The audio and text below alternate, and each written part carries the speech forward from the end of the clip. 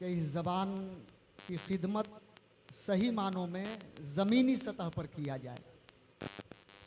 ज़बानी खिदमतें तो बहुत हो रही हैं, यही वो ज़बान है कि जिसने किसी को राज्यसभा का मेंबर बना दिया, किसी को मुल्क का बड़ा लीडर बना दिया, किसी को विधायक बना दिया। सियासत करके लोगों ने इस ज़बान से फ़ायदा तो हासिल किया, लेकिन उन लोगों से इस ज़बान को कोई फ़ायदा नहीं हुआ।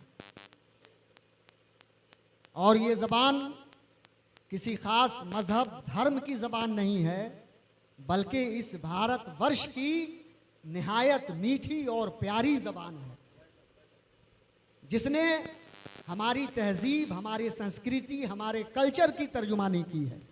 अगर आप अपनी तहज़ीब देखना चाहते हैं तो आपको उर्दू ज़बान का मुताला करना होगा, तो आपको पता चलेगा कि हमारे यहाँ की तहज़ीब और संस्कृति क्या है।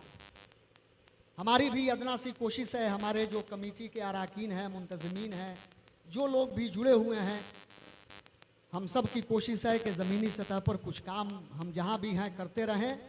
और ख़ासकर हमारे दरमियान मौजूद हम अपने हर दिल अज़ीज़ लीडर आली जनाब श्याम बाबू प्रसाद, हमारे बड़े भाई आप समझ लीजिए उनको, इनकी इनायतें हैं और ये हमेशा हमारे साथ साथ हैं। जहाँ भी उर्दू की ज़रूरत पड़ती है, हमें तो ऐसा लगता है कि पंडित दयाल शंकर नसीम ने जिस तरीके से उर्दू की खिदमत की है, उस तरीके से हमारे श्याम बाबू भाई उर्दू की खिदमत के लिए हमेशा तैयार रहते हैं।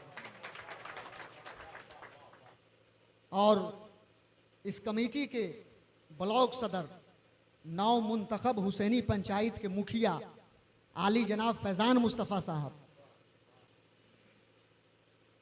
उन्होंने भी हमेशा जहाँ भी ज़रूरत पड़ी है, दामे दिल में कदमे सुखन है, हमेशा हमारा ताउन किया है। इनके अलावा बहुत सारे हमारे अहबाब हैं